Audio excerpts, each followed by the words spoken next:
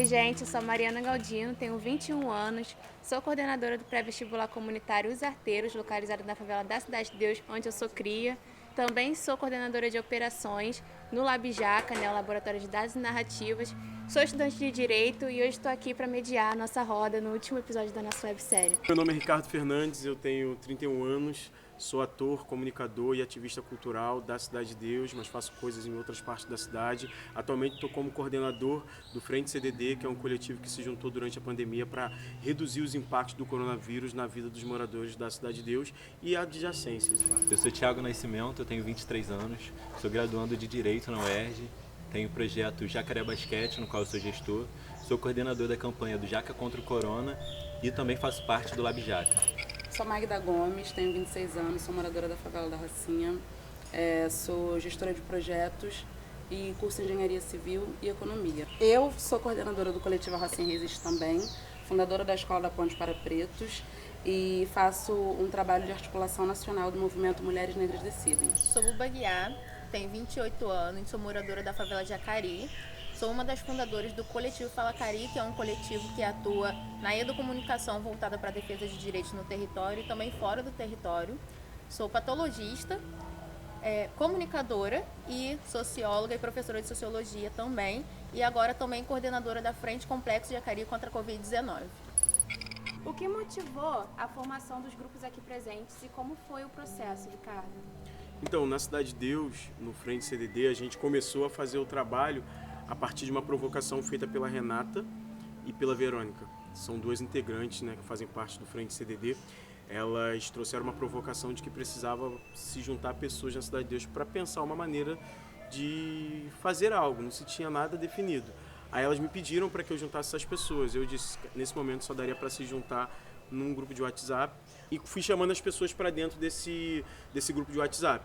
E aí nesse grupo de WhatsApp a gente começou a discutir sobre qual maneira a gente poderia fazer algum trabalho na Cidade de Deus, como a gente poderia se cuidar enquanto quem estava ajudando para que a gente não se contaminasse. É algo mundial, era algo que estava acontecendo no mundo todo, era a notícia de que a Itália estava morrendo toda hora pessoas e mais pessoas, eram países super desenvolvidos tendo casos de mortalidade altíssimos. Então a gente falou, caraca, se coisas mínimas, que é o esgoto, saneamento básico, a gente não tem, imagina os países que são tudo desenvolvidos e estão morrendo, vão morrer muito mais que eles. Cara, a gente não pode morrer, porque a gente já tem muitos outros vírus que nos matam para além do corona, não vamos deixar esse também chegar.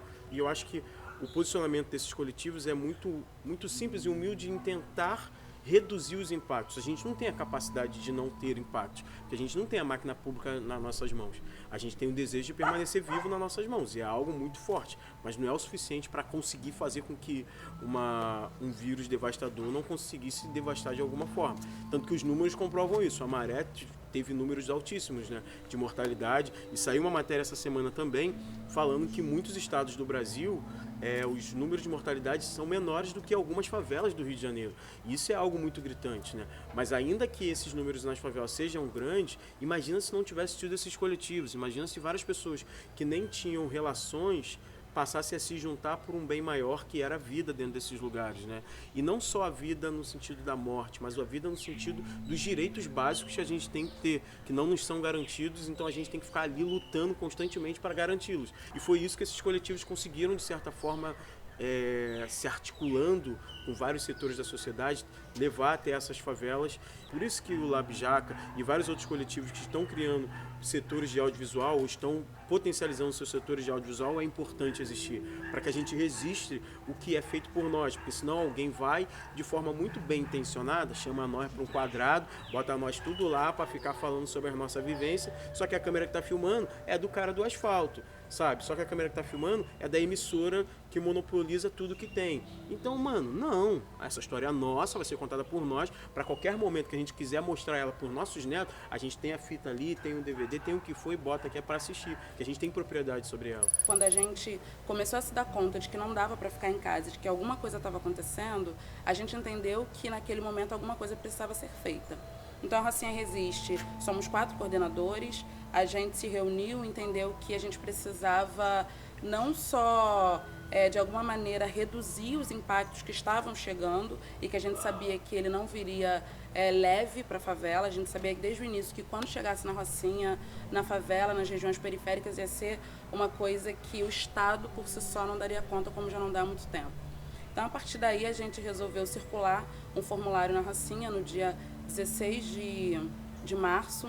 A gente conseguiu uma amostra de aproximadamente 6.000 respostas, e o que mais se tinha era, a pergunta era, o que você mais precisa nesse momento? Isso para a gente entender como que a Rocinha resiste e atuar naquele território. Durante essa pesquisa, a gente entendeu que, cara, a gente precisa montar uma metodologia, um plano de ação que consiga garantir pelos próximos 3 meses renda e cesta básica. E aí a gente começou nesse movimento atuando por 2 eixos, o eixo da política pública, que a gente entendia que não dava, não só para fazer uma ação imediata, mas que tinha que ter algum tipo de política pública que entrasse na agenda do Estado a favela, e que precisava ser por uma narrativa da favela que contemplasse aquele território. Esse foi um dos eixos da Rocinha Resiste. O segundo eixo foi a distribuição de cesta básica, onde a gente começou inicialmente atendendo 200 famílias. No final da ação, né, dos 3 meses, a gente chegou a distribuir para 1.200 famílias da parte alta, totalizando 5.000 famílias que a gente conseguiu atingir nesse período de forma direta. Então, foram mais de 6 toneladas de alimento distribuída, material de EPI para todas as unidades básicas de saúde e a aprovação de um plano de enfrentamento do Covid das favelas, feito pela Rocinha Resiste em parceria com a Fiocruz, com a UFRJ, com a UERJ e tantas outras instituições que nos apoiaram para que esse plano fosse efetivado e hoje executado pela LERJ. Entendendo toda a questão sanitária que atravessa o Jacarezinho, né? Nós temos a favela com o maior índice de tuberculose do estado do Rio de Janeiro. Nós, enquanto Jacaré Basquete, enquanto Nica Jacarezinho, enquanto Jacaré Facilitador, nos unimos para incidir num trabalho de comunicação para evitar, né, diminuir os riscos de contágio do coronavírus e trabalhar essa insegurança alimentar que viria a afligir a comunidade como um todo. Então a gente criou, articulou para que surgisse a campanha do Jaca contra o Corona. Então, assim, nós nos reinventamos para que a gente estivesse de acordo com as demandas da favela do Jacarezinho nesse momento. Os nossos objetivos eram incidir na comunicação, né? A gente tinha um trabalho que, quando a pessoa vinha receber a cesta, elas tinham toda uma recomendação de saúde feita pelos próprios profissionais da saúde da Clínica da Família, Antídio Dias. Nós conseguimos fazer um trabalho com material gráfico para que se espalhasse na comunidade as recomendações de saúde também, com faixa, com adesivos, com panfletos. Além disso tudo, a gente também trabalhou a questão da violência doméstica dentro da comunidade, tendo em vista que no início da quarentena saíram algumas notícias relatando o aumento dessa violência, e aí a gente pensou em, conjuntamente com a clínica também, fazer esse trabalho de segurança das mulheres que estariam em risco. Enquanto patologista, eu sabia que quando isso chegasse no Rio de Janeiro e nas favelas, que ia ser bem complicado, né? Ia ser muito devastador, digamos assim. E aí a gente senta, antes de aparecer o primeiro caso de Covid-19 em alguma favela do Rio de Janeiro, o movimento de favela, militantes de direitos humanos e de comunicação de favela, a gente se reuniu, sentou e falou, olha, a gente precisa estar pensando antes, a gente não pode de jeito nenhum pensar a partir do primeiro caso que apareça. Não apenas ampliar a atuação, mas ampliar o olhar do morador em relação à nossa atuação. E nossa também, né? Do que a gente está fazendo. Nossa, né? também, porque em vários momentos é isso. Não adianta a gente não querer falar de violência. Tem todo o direito de não querer falar. Mas o Acari tem essa particularidade porque a gente está ali na jurisdição do 41º, que é um dos batalhões mais letais do Rio de Janeiro, que foi criado em 2010, sabe? Fez 10 anos agora, por exemplo. Então, a gente já teve ação cultural, a gente já teve feira, a gente já teve festa de morador interrompido com caveirão às 2 horas da manhã, muitas vezes, sabe? Então, assim, era uma pauta que a gente não podia deixar de lado, porque até quando a gente queria atuar em outras frentes, na vertente educacional, cultural, do cotidiano, a gente era atravessado pela violência de Estado. Então, a gente nunca pôde deixar de falar sobre isso, né? As violências, elas se cruzam. A gente chegou ao ponto de pegar a doação de água e sabão e levar para o Hospital Jacari e para a Clínica da Família local. E o Hospital Jacari era a referência da prefeitura em relação à Covid-19 aqui no Rio de Janeiro. ficou sem água no começo da pandemia, sabe? Zero água. Não tinha como os trabalhadores usarem o banheiro porque não tinha como dar descarga, era nesse nível. Não tinha como eles beberem porque não tinha água. E aí a gente levou e teve uma situação que a enfermeira, quando viu aquele monte de galão de água chegando, começou a chorar. Da clínica da família, sabe? E eu fiquei, caramba, olha o impacto que a gente está da nossa ação, sabe? Não é só dar pro morador. Sim. E é instituições isso. que são mesmo públicas, né? Que deveria, de fato, o Estado estar ali presente, porque é o Estado, né? É isso, é o Estado. É o Estado. E por outro lado, a gente também foi uma das favelas mais impactadas, região metropolitana do Rio, pela violência policial durante a pandemia. Sim. Só em Acari foram cerca de 9 pessoas mortas pela polícia já durante a pandemia. Fora outras 2, 3 por aí que foram um pouquinho antes. Já estava rolando a pandemia no restante do mundo, mas aqui ainda estava sem saber se a gente tinha caso ou não. Já tivemos 3 ações interrompidas por ações policiais.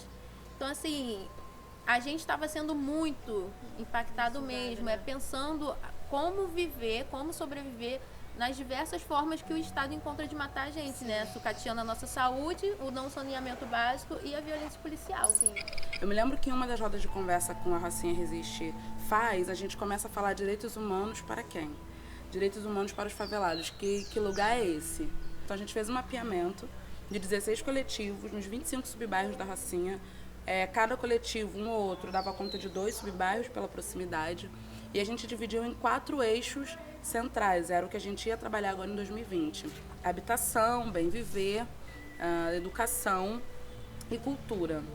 E aí o Rocinha Resiste começa a se organizar, né? É tudo legal, a gente vai fazer a cada 2 ou 3 meses, a gente vai fazer um processo de intervenção cultural, e aí a gente tem muito uma pegada de trabalhar pesquisa, né? Que educação vem do educar, né? Gerar de dentro para fora. Então, como gerar entre, intra, infra, para todos. E aí a gente foi pegando todas essas coisinhas para fazer desse movimento uma coisa que o que tivesse em comum é a rede. O que é a Rocinha Resiste? Uma rede mobilizadora em que todo se discute, não só Rocinha, mas também favela. E a Rocinha, que tem essa vitrine, essa maior favela, né, da Zona Sul, e que não tem a invisibilidade que tem em outros territórios, então talvez seja muito tranquilo para a Rocinha, e tranquilo com todas as aspas, conseguir captar algo em torno de 100, 200 ou 300 mil pela visibilidade que se tem.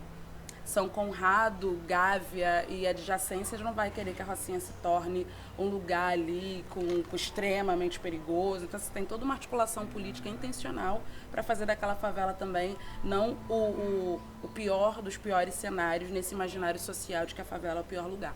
A minha atuação é pela emancipação do ser favelado, pela sua fortificação enquanto indivíduo, enquanto ser político, mas eu não atuo nessa coisa assistencialista, isso me dói, sabe? Porque a gente está sendo exposto como os heróis das periferias favelas do Rio de Janeiro. Nossa, que juventude combatente, que juventude forte, que juventude potente, mas olha onde a gente está colocando a nossa potência. É óbvio que o momento está pedindo isso, mas a gente está colocando a nossa potência para tentar diminuir a fome do nosso povo. Sendo o que a gente quer? A gente quer o nosso povo engenheiro, matemático, patologista como eu, para além das ciências humanas, sabe? É pensar em engenharia, urbanismo, biologia. A gente quer o nosso povo aí. Não necessariamente saindo da favela, mas se quiser tá ok também, mas retornando esse seu saber para o território. Tudo que eu andei aqui no Jacarezinho não me é diferente do que eu ando na Rocinha. O que muda a favela são as suas topografias, né? E claro que tem as suas questões culturais, mas a gente sabe o que nos aflige. Então, assim, ninguém, para além de nós, vai saber editar o que é importante para esse território. Pensando esse gasto mesmo público, a gente vê uma articulação muito grande aqui no Jacarezinho, por exemplo, para cercear toda a favela com viaturas, com cabines policiais. Sim. Assim, o fato de a gente andar 1 quilômetro, 2 quilômetros ali na suburbana, a gente pode ser parado por 3 viaturas diferentes. E aí é pensar onde é que está sendo investido esse dinheiro público, né? Exato. Porque campanhas de conscientização de fato contra o coronavírus a gente não viu. Mas nesse mesmo período a gente vê todo esse movimento, toda essa articulação para cercear o nosso direito de ir e vir também. Inclusive nesse momento que a gente está passando aí de uma decisão, né, da DPF, de não operações, e é um momento que a gente tem percebido aqui no Jacarezinho que a favela está extremamente cercada o tempo todo, né? É isso, criaram um isolamento, realmente é isso, não vamos ter operação, então vocês quase não vão sair daí sem passar por uma segurança de que tá tudo bem, né? Porque é isso, entendendo a gente como esse sujeito de violência, esse sujeito que não tem a capacidade de se integrar à cidade. Nós somos os corpos matáveis, né? Exato. A favela, ela não existe, ela não passou a existir durante a pandemia. Os coletivos, né, não passaram a trabalhar durante a pandemia. A gente tem um histórico, o Fala Cari, por exemplo, que fez 5 anos esse ano. Olha quanta coisa a gente já fez. A gente está aqui, a gente está atuando, a gente está falando. Então, assim, não deem uma visibilidade pra gente momentânea, sabe? Tá aí a questão da DPF, da suspensão das operações policiais. Observem o que vai acontecer no pós-pandemia, porque vai acontecer muita coisa e muita coisa que a gente talvez nem imagine. Então, assim, não é da voz, porque a gente tem voz, a gente tem trabalho, a gente tem atuação, mas cedam os seus privilégios. Eu acho que esse é a principal mensagem que eu possa dar para as pessoas que não são de favela, que são brancas, que têm estrutura, que têm seus equipamentos, que têm as suas ferramentas, elas nasceram com as ferramentas, muitas vezes foram criadas por nós, né? Elas tomaram muitas vezes o que é nosso, então assim, cedam os seus privilégios. Isso não é falando de uma forma negativa, é a forma com que você pode contribuir para a luta negra favelada, periférica, é cedendo os seus privilégios e reconhecendo que os tem, porque a partir do momento que você reconhece, fica muito mais fácil de você pegar aqui, ó, toma, porque é nosso de verdade, sabe? Sim. Eu acho que o importante agora é que esses espaços de atuação estejam abertos para nós, porque, como a Buba bem disse, é necessário que a branquitude abdique dos seus privilégios, né? É necessário que, quem sabe dos problemas da favela é quem está dentro da favela, então não adianta chegar um projeto aqui com muita grana, pode ser a grana que for, e aí você vai botar um projeto que não se comunica com as necessidades dos moradores, o bagulho não vai dar certo. Então, assim, quem sabe, como eu bem falei, são os moradores. E é preciso que os nossos espaços de atuação sejam ampliados para que a gente consiga, de fato, potencializar o que já existe aqui. Eu acho que o momento que a gente está agora, a gente não consegue voltar. Eu não consigo sair desse processo não entendendo que eu posso contar com Jacaré, com a Cari, com o CDD, com o Alemão, com a Maré, com a Favela de São Gonçalo e tantas outras redes que eu fiz no Rio de Janeiro e fora, para entender um novo processo civilizatório. A gente precisa, mais do que nunca, dar a esses grupos, e não voz, porque a gente fala muito, dar para esses grupos condições mínimas, porque também não se faz na escassez. O que a gente consegue fazer na escassez é fruto da nossa expertise, daquilo que a gente teve que desenvolver. Eu acho que essa coisa do ser humano, que é dito para o outro como algo, somos todos seres humanos. O outro quem?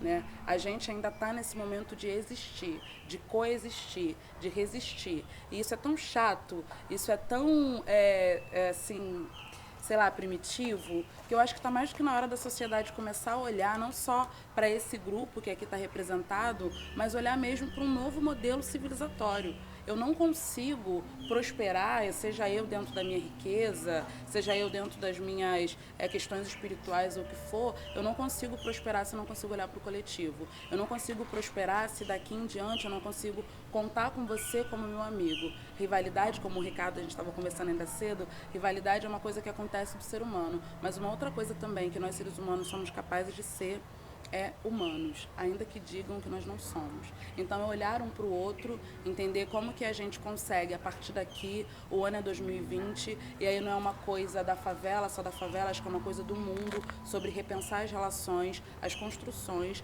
e, claro, juntos, pensar num modelo de sociedade que a gente acredita que perpasse pela equidade e que, sobretudo, que esses 56%, 57% que nós somos e representamos, a gente consiga fazer parte de tudo. né? E não como alguém que está ali para movimentar a roda, e sim alguém que constrói, repensa, gira, digitaliza e faz com que essa roda seja nossa. Porque no final estamos em roda, que é isso que a gente faz, né? A gente está sempre em roda.